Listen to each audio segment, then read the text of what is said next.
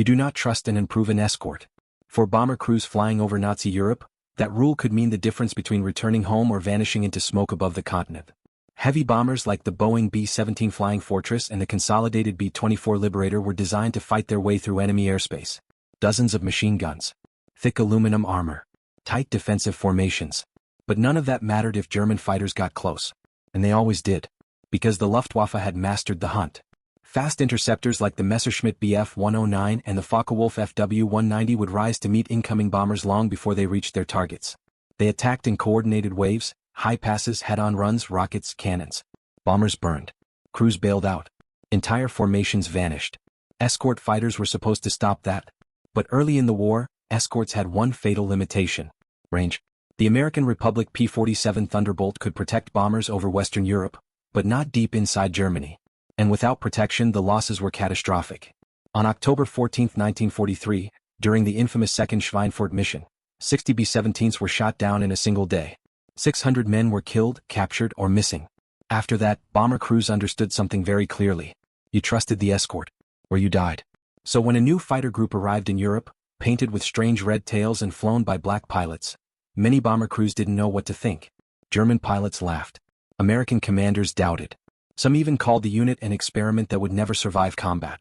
But in 1944, one group of pilots would shatter that rule forever. And the Red Tails would become the most trusted escort in the skies over Europe. The man leading them had spent his entire life proving people wrong. His name was Benjamin Davis Jr. He was born in 1912, the son of Benjamin O. Davis Sr., one of the few black officers in the United States Army. From the beginning, expectations were stacked against him. When Davis entered the United States Military Academy in 1932, most cadets refused to speak to him. For 4 years. No roommates. No conversations. No social life. Just silence. It was a tactic known as the silent treatment, meant to drive unwanted cadets out of the academy. But Davis refused to quit. He graduated anyway. Then he waited. Because in the 1930s the U.S. Army did not allow black pilots. That began to change in 1941, when the Army Air Corps established a training program at Tuskegee Army Airfield. The program would become known as the Tuskegee Experiment. Many officials expected it to fail. They believed black pilots lacked the discipline, intelligence, or courage for combat aviation. Davis thought differently. By 1943, he was commanding the 332nd Fighter Group. Their aircraft were distinctive. North American P-51 Mustang fighters with bright red painted tails. The marking was practical, easy identification. But it would soon become legendary. At first, the unit faced skepticism everywhere. Bomber crews requested other escorts. Commanders assigned the group's secondary targets. German pilots assumed they would be easy prey. But Davis had a doctrine that was different from most fighter groups. He gave a simple order. Protect the bombers. Not chase kills. Stay with the formation. No matter what. At the time, many fighter pilots considered escort duty boring. They preferred dogfights. They preferred victory tallies. But Davis understood something others ignored. If the bombers survived, the mission succeeded. If they died, nothing else mattered. So when the 332nd Fighter Group began flying long-range escort missions over Germany in 1944, they faced the ultimate test. Could pilots who had been mocked, doubted, and underestimated protect the most valuable aircraft in the Allied war effort? The answer would unfold at 25,000 feet. Under fire. The bomber formation stretches across the sky like a moving city. Hundreds of aircraft. 4-engine giants vibrating through thin air. The mission target lies deep inside Germany. Factories. Fuel plants. The heart of the Nazi war machine. Inside a Boeing B-17 Flying Fortress, the crew checks their instruments. Altitude, 25,000 feet. Speed, 150 miles per hour. Temperature, 40 degrees below zero. Outside the cockpit windows, the sky is filled with bombers. And just beyond them, Red Tails. The escort fighters from the 332nd Fighter Group fly in disciplined formation. Their North American P-51 Mustang engines roar with 1,600 horsepower. Each aircraft carries 6.50 caliber machine guns. Each pilot scans the sky constantly. Because everyone knows what happens next. The Germans will come. Radar stations detect the bombers crossing into Reich airspace. Luftwaffe interceptors scramble immediately. Engines scream to life. Pilots race toward the climbing sun. Soon the first contacts appear. Black dots on the horizon. 10 fighters. 20. Then more. The radio crackles. Enemy aircraft approaching. Distance closes fast. 5 miles. 4 miles. 3 miles. The German fighters begin forming attack runs. They know the bomber formation's weak points. Front assaults. High-speed passes. break the formation, destroy the bombers. But the Red Tails move first. Mustangs accelerate forward. Their Merlin engines howl as they climb. The first interception happens quickly. 2 German fighters dive toward the bombers. But a pair of Red Tails cuts them off. Machine guns erupt. 6 barrels per wing. A thunder of .50 caliber fire. Tracer rounds streak through the sky. 1 German aircraft rolls sharply away. The other explodes in a burst of flame. But more are coming. Dozens. The sky becomes chaos. Fighters weaving between bombers. Guns firing. Contrails twisting across the high-altitude air. At 25,000 feet, every movement matters. And this is where Davis's doctrine reveals its power. The Red Tails do not chase fleeing aircraft.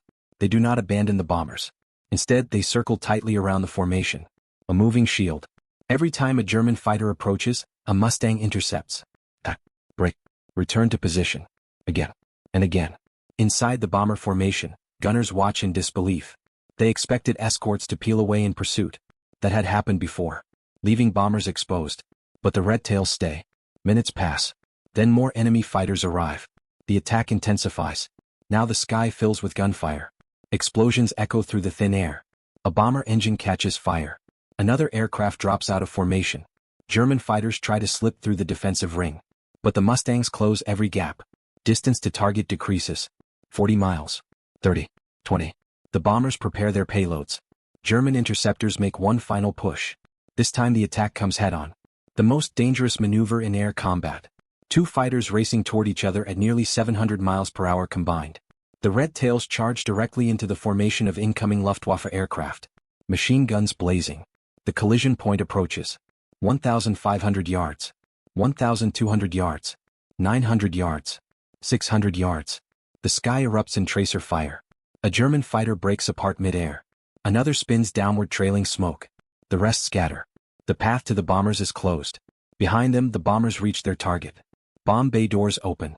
Hundreds of bombs fall toward factories below. The ground trembles. Smoke rises across the German landscape.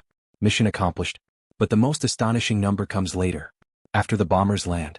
Mission reports reveal something almost unbelievable.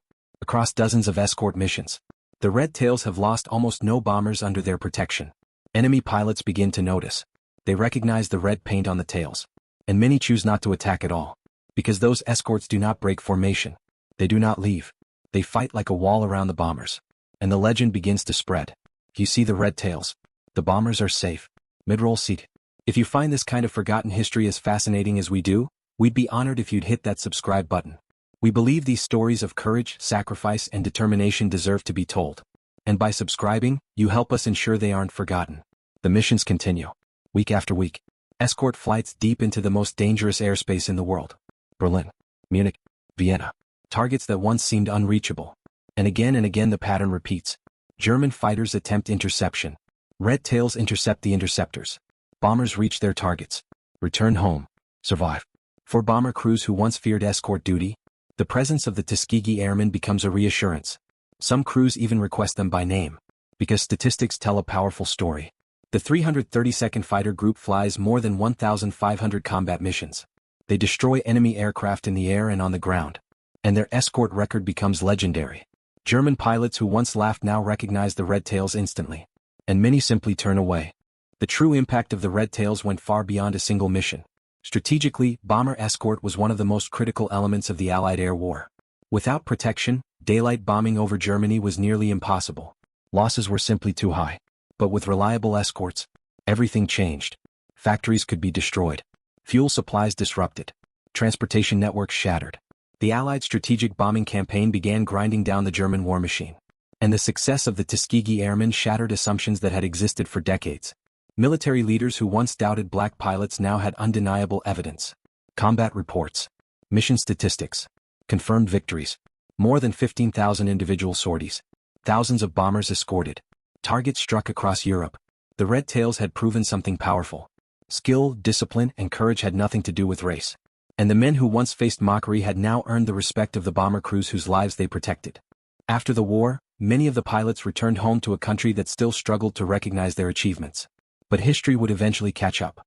The men of the 332nd Fighter Group became known as the Tuskegee Airmen. Their story helped pave the way for the desegregation of the U.S. military in 1948. And their commander, Benjamin O. Davis, Jr., continued serving for decades. He eventually rose to the rank of general in the United States Air Force, the same military institution that once doubted whether men like him should fly at all. Think about that journey. From silent isolation at West Point, to leading one of the most respected fighter groups in World War II. The Red Tails once inspired laughter among enemy pilots. But by the end of the war, they inspired something else. Respect. Because when bomber crews saw those red-painted tails forming up beside them at 25,000 feet, they knew something important. Someone had their back. If this story moved you, please hit that like button. Every click tells the algorithm this piece of history is worth remembering.